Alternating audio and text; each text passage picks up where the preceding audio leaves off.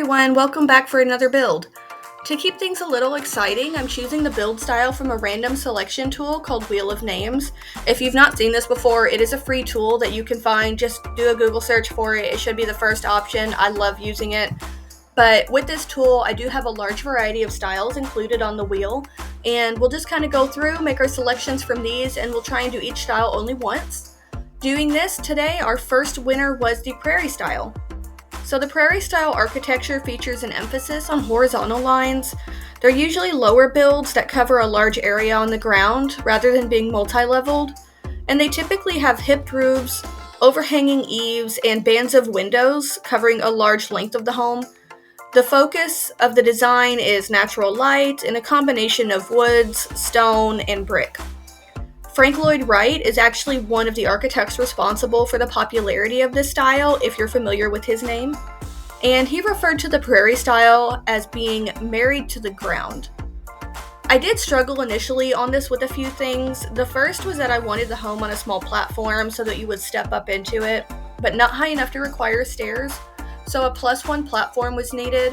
However, when I did this to the house, it lifted the garage off the driveway, which would not have worked. So eventually I figured to raise each room individually, leaving the garage lower, and then I made a small platform step inside the garage entrance from the house so you can step down into the garage. I also, embarrassingly, forgot how to create basements. I was trying to put the basement stairs in, and I could not figure out why it was not letting me plant the stairs. And I forgot that you have to draw the basement first. I almost never put basements in my builds. I just don't use them. I like a lot of windows and light, so putting basements is kind of dark. And for some reason, I just forgot how to do it on this one, I guess because I haven't done one in so long. But on this, I did make the basement once I got it set up, and I intentionally left the space unfinished.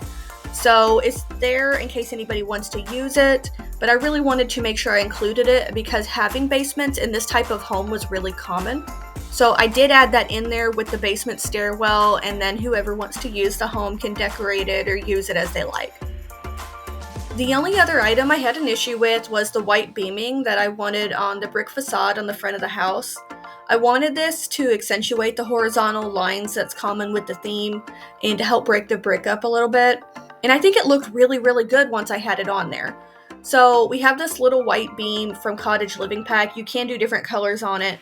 And I was able to move it up to the position that I wanted, and it looked good, but later on I realized that it was actually cutting too far into the walls, and you could see it from the interior of the garage and the front bedroom. So I wasn't really that concerned with being able to see it inside the garage, but I did not want it visible in the bedroom. So that I had to fight with a little bit to get it positioned just right. Because the house was stepped up on a platform, if I pulled it too far forward, it would step down and it wasn't lined up anymore. So I had to fight with that a little. The interior design is mostly a large open floor plan, and I really tried to keep with the natural tones in the main part of the house. And there's a number of references I looked at for this style, and I noticed that it can really swing from a more traditional, heavy style furniture to things that are more sleek and modern. There is definitely a range in here. And I decided to lean more towards the modern style for this one. The bedrooms and bathroom, they have their own style. I feel like it can get a little boring when every room in the house looks the same with the same color palettes and textures. So they do not follow the same style plan as the main part of the home, but I did keep the main part on point for what this style is supposed to be like. The bedrooms, I set the front bedroom up for a toddler, and I have a pretty large size master suite with a bathroom and a closet.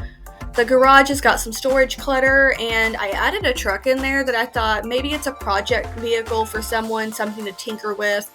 We don't actually have any functional cars in game, but we have some different model cars that you can get in the decor items, and you can size those up using the bracket buttons. And once you get them up to a size, they still retain their look pretty well, even though they've been enlarged. It's not perfect, but it definitely does the job for what I wanted. And if you notice, there's probably a lot of additional items available in my build mode. I was testing the debug menu. I've never actually used that before, and I know it gives you a lot of additional decor items that you can put in game. So I was fiddling around with that, trying to see if I liked it, but I don't think I actually ended up using anything out of it. This build is available for download on the Sims 4 gallery, and as always, my builds do not include any custom content or mods. If you like this one, please leave a comment or a like, and I'll see you next time. Bye!